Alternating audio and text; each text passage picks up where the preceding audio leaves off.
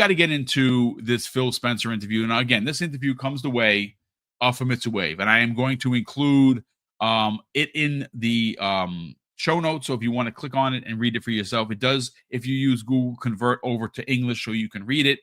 But and again, this is an open-ended conversation. I want to just throw out a big thank you to Ecstasies, who put out this tweet, and we're going to use it for conversation. There is a Jez Corden or Windows Central article also. Well, this is one of the things. Phil Spencer responds to the question about whether there'll be more Xbox Studio titles developed in Japan in the future, such as Ninja Gaiden 4 and Kojima's OD. And Phil Spencer has responded to this question by saying, during my visit to Japan, I spoke with several partners. I believe we'll be able to announce several things eventually. So obviously they're the same way that Ninja Gaiden 2 Black and Ninja Gaiden 4 were curated to be released. That took years in the making. And, and we know that because Phil and Sarah literally talked about it, where it was years of planning to get these games out and made. And that's probably what's going on currently right now. But look, I'm going to go first here to Korkenstein, because Kork, you had sent a really nice write-up about what Phil had to say regarding the ROG Xbox Ally and the Ally X, as well as their own hardware. And I do have the Windows Central Gaming article in front of me, where it goes on to say Phil Spencer has confirmed that Microsoft is in fact developing the next Xbox console, describing it as a first-party product. And they go on to ask, will Xbox build the ROG Xbox Ally cross-platform vision?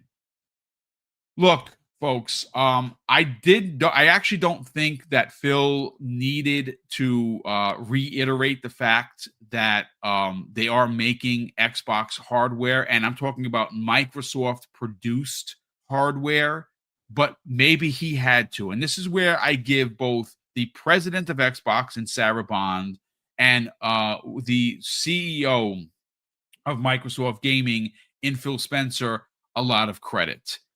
They have been at the front of this since the Walmart pulling Xbox off the shelf situation, and Sarah Bond has done numerous interviews. I am going to say it is very noticeable that Sarah Bond has been put in the front of this, as she should, for a couple of reasons. One, she is the president of Xbox, and I think that she should be the one doing the talking. I've been saying this for years. Though I also believe that she will ultimately replace Phil Spencer when Phil decides to retire. Now, I have heard in the background that is not for a while, but then again, things change in life, right? He could retire at the next console launch, and that is his last console launch. We don't know, but he's still the CEO of Microsoft Gaming, and obviously he still needs to do talking. So this interview was important, but I want to read a little bit of the article, and then we'll bring Korkenstein and then Fuzzy Belvedere in on the conversation.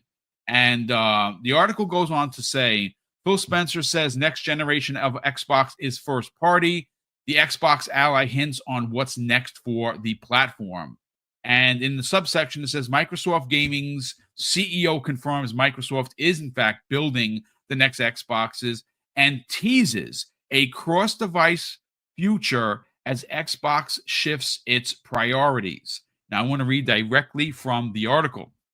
And it says this: it's been a few rough weeks for Xbox. After backlash over Game Pass price hikes and studio cutbacks, Phil Spencer has sat down with Famitsu to talk all things Xbox, from Halo to Kojima's OD, the next generation of console hardware as well. In a recent interview with Mashable, Xbox president Sarah Bond teased that the next Xbox would be a, quote, very premium, very high-end curated experience. Now Phil Spencer has backed that up, confirming that the Xbox isn't leaving the console business and that the new first-party Xbox console is indeed on the way, easing concerns from fans who worried if Microsoft would walk away from the hardware business altogether. Korkenstein, again, this is not a revelation simply because we all know that this is happening, regardless of the falsities from the anti-Xbox community in the ponies, and also some of the publications and journals that have just become leeches to anything anti-Xbox simply because they want to gain click notoriety. Let's get your thoughts on some of the conversation because you read the article yourself. I want to get your thoughts on it. Do you think it was important to have Phil out here talking about next generation hardware and, more importantly, what they're going to be doing in Japan in the future? Yeah, I think it's definitely a good article and definitely something that was needed because I'm in a lot of different discords, I'm in a lot of different chats, and I see a lot of different discussions here. Um, and everybody, there's a big majority of the people that I talk to that are like, no, they're some of them are trolling, some of them aren't, some of them actually have discussion on it, to where they think that Xbox is out of the hardware game. They're like, no, they're just going to do something with the ROG Ally, and they're going to just call it an Xbox, and that's it. And it's like that's not the case here. And I think Phil's saying, they are developing. Sarah Bond has said it, they're developing. I mean, she even said it last time, that they're developing hardware, and people still refuse to listen. So I mean, now it's good that we have another executive at Xbox saying that there's going to be first party hardware. I think what they're going to do is they're going to have the hybrid. I mean, basically what he's alluding to and what I've been saying the whole entire time, it's going to be a hybrid console. It's not going to be a console in the sense that it's behind a locked ecosystem and it just sits under your TV kind of thing. And it's just console only. I think that is over with Xbox. I think what it's going to be is this hybrid with an access. And this is where he talks about, even Sarah has made reference to it numerous times, about having open PC storefronts, to where you can get your Steam, you can get your, Epic Game Store, things like that. And I think that's what it'll be, is a hybrid / PC with Magnus inside of it. And then this is, I think what they're gonna do is where they'll kind of spin off and do what they are with ROG. They'll give that chip, or not give it, but probably sell that chipset, of Magnus or whatever it is, to other people. So if Razer wants to make a console, they could use Magnus, and technically it's going to be integrated and it'll be inside the Xbox ecosystem. That then you're playing on an Xbox again. Or maybe, if Amazon or Google wanted to make another device. I think I was talking to somebody, they mentioned something about something called Nook or something like that. Maybe that might be something where they'll have it built and it's going to be integrated with the Xbox ecosystem and kind of that thing. So that's what I think. I think they're gonna open up their platform so it could be accessed anywhere that you can play games. And yeah, I we'll see what actually happens. I think they're definitely closer. I think they're saying they're prototyping, but I definitely think they're going to be releasing something next year. It's too perfect, and I think I would kind of say that it's a little bit of a ball drop if they don't release a console next year, only purely because we've talked about this and we've said it numerous times. You have Fable, you have Gears, you have Halo, you have Forza. All of these things are releasing next year, and it's kind of like, I don't know. It would seem like such a wasted opportunity. They couldn't, have this rebrand, this refresh of what this new ecosystem of what Xbox is doing and what they have been doing for the last few years, but kind of just solidify it with a brand new console release, with a brand new vision of this open ecosystem. I think it'll be important. As far as price goes, yeah, they said it's going to be a premium experience. I'm anticipating, unless something happens with the economy, I'm anticipating probably another $1,000 price tag. Probably, yeah. But I do think they are going to have a Series S model, kind of something that might be a little bit more traditional. In that sense, the Series S works so well for them. I can't see them not doing a budget friendly model at least, or something around that, those lines. But yeah, I think definitely they're gonna. I'm glad that it's now confirmed. Yes, it's going to be first party. It's going to be developed by Microsoft. They had to get ahead of this because, like I said, people were just running wild with these crazy narratives that they've given up on hardware. And it's just sad that they had to come out again and drop, say another thing again, and just nobody listens. They all wait until they can twist the words. They all wait till they can twist the words into something and be like, see, Phil's a liar because April 17th, 20 years ago, he said this and it's not true anymore. And it's like, well, okay, shit changes. Like things happen on the fly, especially in this rapid changing industry where you can't, where one thing's the plan. You remember, you guys are thinking they're developing stuff for 5-6 years into the future. That's what they're planning when you're doing game development. This is why Concord was such a huge failure, is because, well, one, because it was a premium title, that was already done to death in a live service or in a free to play, genre, in a live service kind of, games as a service. But they planned for that though, like 5-6 years ago, when that stuff was hot and not a lot of people were doing it. And by the time they got so far into development, it's like, well, we can't really cancel. We have to pull the trigger on this. And that's what, but that's the kind of thought process when you think about it, that when sometimes they say these things, it's because, that's what the plan is right then and there. But because of a changing ecosystem, because of a changing industry, they have to pivot, and they have to pivot quick. Look at Blockbuster. Blockbuster is a classic example. Them with Netflix. Netflix went in, hey, buy us. I think it would be a great deal. No, nobody's going to do digital. They didn't pivot fast enough, and now there's only one Blockbuster independently owned in Bend, Oregon, and that company's null and put. Netflix is making TV shows out of them, making fun of it. They only lasted one season. And yeah, they were making fun of it. But that's the thing. And so Phil getting ahead of this, I think, is definitely much, much needed. As far as them with Japan, I think it's a great step. I think, like I said, it's a shame what happened to Tango. But they are seeing a lot more success with Play Anywhere and Japanese developers. Sega has been like one of the number one people that have supported Play Anywhere with them. I think there's one more. I just can't think of it off the top of my head. But yeah, it was never going to work trying to have an American company integrate into Japan. And it's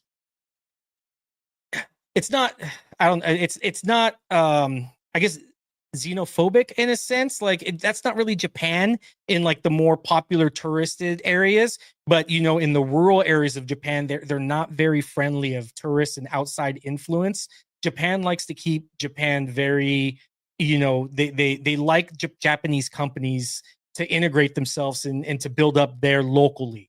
So it was never going to work when you have this big giant American company like Microsoft trying to integrate into a games, a gaming part of Japan industry that it just wasn't going to work. And Tango, we saw it; they didn't really have anything. So I think it's better that Xbox is working with partners versus trying to create something that they would never have a foothold in anyways. So yeah, it's good. I always love when Phil talks because it's so straightforward. It's so from the heart. If you've ever, we've talked with him. Boom, we've got to talk with him in LA, and he's just such a direct person. He's he's charismatic. And you could just tell he loves gaming. So anytime Phil talks, I always like to read and see what he has to say because there's just so much knowledge there. And the fact he reaffirmed first party development's a big, big thing that I hope more kind of, the people run with. But we'll see. The news story is only like 5 hours. So, or the article is only like 5 hours. So we'll see where it goes. Indeed. Again, it's fantastic points of view, but I do think you're right. It was another required conversation to have simply because they're just not the same Xbox. They understand that they have failed in console sales and they needed to pivot. And they are pivoting, and they are making a premium box that is ultimately going to be a high-end PC that looks and acts like a console. And what they're going to do with OEM, and this is where the ingenious part happens, is just like the Surface, Fuzzy Belvedere, and you know about hardware. The Surface is a great piece of tech. It's also very expensive though. But are there other pieces of tech that do the same thing that come in way cheaper, like PCs from Dell or Alienware, or pick your flavor of PC manufacturer. Well, there's a good shot and there's a good chance that you're going to see Lenovo, Asus, Alienware, Dell. Somebody is going to make a cheaper Xbox, but I think Quark's onto something. I can't see Xbox only releasing one, $1,200 Xbox and say, you know what, suck it. I think that whether it be a hybrid dockable handheld or their own personal handheld, there is going to be a cheaper way to get in on the ground floor of Xbox that's not going to be OEM only. Now, I do think OEM plays a major part in this is an Xbox, and I do think that all of these devices could come in cheaper.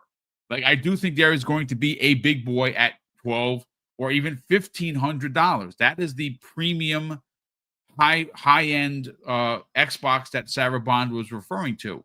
I don't see a problem with that. If that is not for you, okay, I'm sure there's going to be a cheaper model, just like there was with the Xbox Ally and the Xbox Ally X. One is $600 and one is $1,000.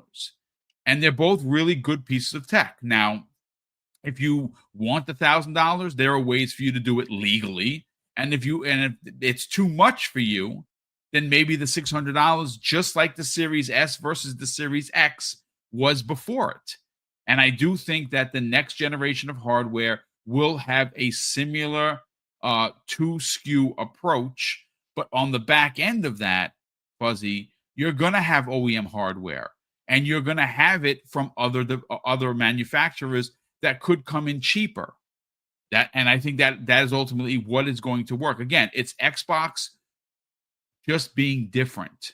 I want to get your thoughts on some of the interview. And again, this is a really massive sized interview, and we're specifically just talking about the OEM hardware and the fact that he reconfirmed that they're making, or at least Microsoft will be delivering hardware. I do think that Cork is onto something, because next year is the 25th anniversary of the platform. It is the 25th anniversary of Halo. It's the 20th anniversary of Gears. I think it's an opportunity to potentially release an OEM hardware while 2027 will levy their own Microsoft-made hardware. Let's get your thoughts on the interview. Yeah, it's funny to me that Xbox has to come out almost weekly, it seems, to reconfirm that they're still in the hardware business and that they're going to continue to make consoles for this next generation. But as far as like the OEM hardware aspect, or the fact that Microsoft will be making hardware, I think that was always a given. I know there's been a lot of people that have speculated, oh, they won't make it, somebody else will make it. And I think they're still going to want to be in control of that ecosystem in the sense of existing customers or new or returning customers, more so, coming back to a device that they know that they can do updates for, and have it as like a baseline for a lot of these publishers making games and things. Now, as far as what the hardware might look like, I do think there is going to be a pricier under your TV console that's also able to play PC games through Steam and other stores, or even the Xbox store for that matter. And the one thing I don't want to do is keep confirming the over the $1,000 price point. And here's the key reason why. We've seen some of the back and forth that they've said as far as with the ROG Xbox Ally being 1,000, and the initial release reports showed a lower price, and Asus were the ones that pretty much determined that higher price. I do think, even though a lot of people will say subsidies are a thing of the past, or cheaper consoles are a thing of the past, I would agree to some extent, but I think they will undercut because of the sheer volume of manufacturing and the discounted price that they get with that partnership with AMD. Now the discount may not be major. We're not going to see a $500 console, and that's even for Team Blue. They're not going to see a $500 console as well, unless there's some major economic, resurgence kind of thing, which it doesn't seem like that's the case, especially for things that are not made here in the states, kind of thing. I would say the two price points to look at are going to be somewhere around 600 and 800.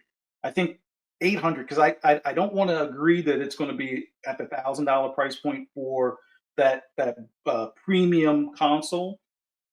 When you look at like how the Xbox Ally, when they were pointing out that it would have probably been less than 1,000, we saw the reports where it was 900 initially. I think you pay a premium for a portable device, so a stationary device can come in at around 800. So the replacement or the next iteration of the Series X equivalent, I, I don't want to pay 800, but I can understand 800. As far as for a Series S equivalent, I think the Series S equivalent will be a mobile version of that. So it'll probably be a dockable. And a dockable at 600 that's more on par with the current, I would say Xbox Series, or not Xbox Series, but the Xbox Ally X, just in more of a home, well, not homebrew, but like Microsoft made packaging. Because even when you look at the Surface lineup, some of the Surface lineup are cheaper than their equivalent builds through Lenovo or through Yes. Acer and stuff. But once you get past the up to the 15-inch screen size, that's where it changes. Then you're talking the main premium stuff where, part for part, comparing it to the Lenovo, the Surface is usually $200 to $300 more. So there is some wiggle room, but I think a $600 price point and $800 price point are reachable, even with their 30% markup that we've heard, or not markup, but like their 30% profit margin that they need to make. Um, I think that will be what they could come in at pricing, but with the aftermarket aspect of things, I think you could see, Asus make a slightly cheaper version that doesn't come with the dock that's maybe at 550 or at the same 600, but it gives you a little bit more, storage space out the gate in comparison. So instead of 1 terabyte, it's 2 terabyte or something to that effect. And I can also see something like Alienware making an equivalent Xbox under the TV console that just may have a little bit more memory. Now, that won't affect the build as far as when the games are being created for the dev kits and things. It'll just mean that, instead of like the basic Xbox console that gets, 60 frames, locked, pretty consistently, you might have a 90 frame or 120 frame option, a little bit easier to unlock on more of those graphically intense games where the Xbox that's under your TV is coming in at 32 gigs of memory, while the other one that Alienware is making is a 48 gigs of memory or something along those lines, kind of like what, even though I don't trust what Moore's law said, but something that could be built to that spec. And then for that extra memory, you're going to pay that premium. So instead of the $800 that Microsoft is charging you for their box, Alienware is charging you the $1,200 for their box. And it might not come with a 2 terabyte storage. It might only come with the 1 terabyte at that price versus, the $800 Xbox being possibly 2 terabyte. But it's going to be a moving target. Prices on these things change on a regular basis depending on if tariffs are calculated or not, or if it was actually made in Japan versus Taiwan versus, Korea and things along those lines. So we'll see what pricing looks like, but I do believe in when they say premium. It's just that I don't want them to do kind of like what where PlayStation cats were like, oh yeah, I'll play a premium price for some of their games. Their exclusives are worth $80 to $100. No, let's not do that. Let's not say that $1,000 or 1,200 is fine. Let's try to nudge them to saying 800 might be fine. So that way, if it's 900, it's still well within our price point at that point, but it's not as much of a beat over the head as a $1,200 box. At that point, I would say let Alienware or let Asus or MSI make that box that's that $200 to $300 more kind of thing. But we'll see how pricing shakes out. But yeah, I think from the moment, and this is how consoles have been for forever. From the moment that we saw the series consoles, they were already, even though it was in early phases, they were already working on the next hardware. I don't think that there was going to be anything that changed that other than, the series console not even reaching 10 million sales. Then at that point, then I could have seen that, scrap everything, let's change course kind of thing, and just be a software company. That would have been the case if that may have been something that could have come about if they didn't sell any of those consoles. And I know people are like, oh, well, they only sold 20 million. Realistically, the number is somewhere between 30 to 40 million. Stop with the 20 million, the most recent report from 4 years ago or something stupid. Yeah. And it's always funny to me that for the proportion of consoles out there, it seems like more of the Xboxes sold, the users buy games for it, in Yes. comparison to where PlayStation's out there with 77 million, 80 million plus shipped. Uh, when it comes to a lot of their games, they're only selling a million or so. And I know attach rate this or attach rate that. Nintendo is the king of attach rate, but all in all, I really wish that there was more of a percentage way to figure it out. Hey, if 2 million copies of something sells on Xbox, shouldn't a PlayStation equivalent be 4 million plus, considering they're at least double the amount of sales of hardware? Just saying.